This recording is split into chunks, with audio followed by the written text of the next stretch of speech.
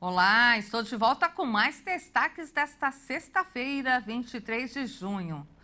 O ministro Alexandre de Moraes, do Supremo Tribunal Federal, votou para tornar réus mais 45 denunciados pelos ataques de 8 de janeiro. Outras 45 pessoas denunciadas pela Procuradoria-Geral da República pelos ataques às sedes dos três poderes em Brasília podem se tornar réis. O ministro Alexandre de Moraes votou a favor da decisão em que os suspeitos são chamados para responder pelos atos de 8 de janeiro. Até o momento, o STF colocou no banco dos réus 1.245 pessoas. Com mais este, o 8º bloco de acusações, devem ser concluídas 1.290 análises. O caso foi dividido em partes devido ao grande número de denunciados. Como no total são 1.390 em 2 inquéritos e em petições, faltam 100 pessoas a terem as denúncias analisadas. Nessa leva, o Supremo analisa pessoas inseridas no inquérito que investiga os responsáveis por incitação ao crime e associação criminosa. A avaliação dos ministros do Supremo em plenário virtual vai até segunda-feira. Falando agora sobre a visita do presidente brasileiro Lula ao exterior. Durante a cúpula sobre o novo Pacto de Financiamento Global em Paris, Lula cobrou uma posição mais branda da União Europeia para a finalização do acordo do bloco com o Mercosul. Ao lado do presidente francês Emmanuel Macron, o presidente Lula chamou de ameaça as exigências da União Europeia para um acordo com o Mercosul. O petista deu as declarações durante a cúpula sobre novo Pacto de Financiamento Global na França. No pronunciamento, Lula se referiu a dispositivos que prevêem sanções consideradas duras pelo governo brasileiro em caso de descumprimento de obrigações por parte dos países participantes do acordo. Nós precisamos tratar dos acordos internacionais, dos acordos comerciais. Os acordos comerciais têm que ser mais justos. Eu estou doido para fazer um acordo com a União Europeia. Mas não é possível, a carta adicional que foi feita pela União Europeia não permite que se faça um acordo. É preciso, nós vamos fazer a resposta. E vamos mandar a resposta, mas é preciso que a gente comece a discutir. Não é possível que nós temos uma parceria estratégica e haja uma carta adicional fazendo ameaça a um parceiro estratégico. Como é que a gente vai resolver isso? O acordo entre os dois blocos é negociado desde 1999. Agora, a União Europeia enviou ao Mercosul um documento com exigências a serem acrescentadas no acordo. Uma delas faz referência à lei aprovada pelo Conselho Europeu em maio que proíbe a importação de produtos de áreas desmatadas depois de 2020. Além de estabelecer a aplicação de multas. O Ministério das Relações Exteriores negocia com os demais integrantes do Mercosul a apresentação de uma contraproposta. Em seu discurso, Lula também citou a desigualdade e a fome, além de voltar a defender o uso de uma moeda alternativa para que os países envolvidos em uma transação comercial sem a participação dos Estados Unidos não precisem depender do dólar. O relator da reforma tributária, Aguinaldo Ribeiro, do PP da Paraíba, prevê que a proposta de emenda à Constituição, que modificará o sistema tributário nacional, terá um dispositivo prevendo cashback de forma ampla e manterá os regimes da Zona Franca de Manaus e Simples.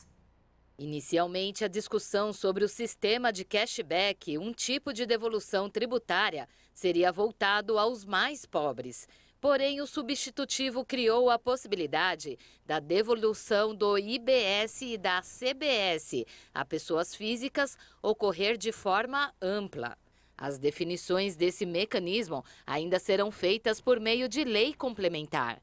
Aguinaldo Ribeiro, do PP da Paraíba, manteve os 2 regimes tributários, atualmente estabelecidos na Constituição, a Zona Franca de Manaus e o Simples Nacional.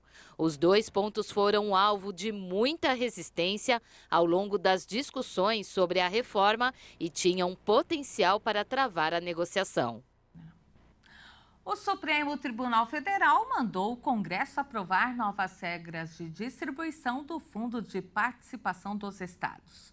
Para ministros, a regra de distribuição atual poderá valer até 31 de dezembro de 2025 ou até a vigência de novo texto. O Congresso fixe novos critérios para a distribuição dos recursos do Fundo de Participação dos Estados e do Distrito Federal.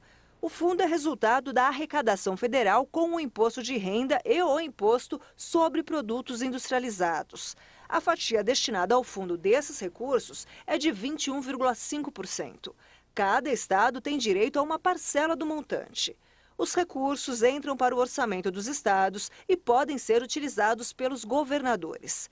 Em julgamento no plenário virtual, o STF decidiu que a regra atual vai ser mantida até o dia 31 de dezembro de 2025, ou até a edição de uma nova legislação. Os ministros decidiram invalidar trechos da lei que tratam do cálculo, da entrega e do controle das liberações dos recursos do fundo. Para a Corte Suprema, os critérios precisam manter o equilíbrio socioeconômico entre os estados. Entre outros pontos, a norma válida desde 2016 vincula o reajuste das parcelas de cada estado ao índice da inflação oficial e ao PIB. A maioria do plenário seguiu o voto da relatora, a ministra Carmen Lúcia. A ministra afirmou que não se pode admitir a manutenção de um modelo considerado insuficiente pelo STF, que não promove a justa distribuição dos recursos em conformidade com as disposições constitucionais. A Organização das Nações Unidas adicionou a Rússia a uma lista global de criminosos. De acordo com o relatório da ONU, as forças russas mutilaram 518 crianças e realizaram 480 ataques a escolas e hospitais ucranianos. Os militares da Rússia também teriam feito escudos humanos com 91 crianças. A Rússia nega as acusações de crimes contra civis. Um resgate de imigrantes terminou com final feliz no Oceano Atlântico. A Guarda Costeira Espanhola conseguiu salvar pelo menos 227 pessoas na noite de ontem nas Ilhas Canárias. A maioria vinda da África. Os serviços de emergência disseram que o grupo viajava em botes infláveis perto de Lanzarote, uma das ilhas do arquipélago. Alguns foram hospitalizados com desidratação. As Ilhas Canárias, na costa da África Ocidental, se tornaram o principal destino dos migrantes africanos que tentam chegar à Espanha continental. É uma rota muito perigosa. Na quarta-feira, 30 migrantes morreram quando o bote em que viajavam naufragou, mas a rota mais mortal é a do Mediterrâneo. Na semana passada, um barco pesqueiro lotado afundou na costa grega. 78 imigrantes morreram e 500 permanecem desaparecidos. Eu fico por aqui. Você acompanha mais notícias do Jornal das 18h30 com Maria Alice Dias. Obrigada pela companhia e uma excelente tarde.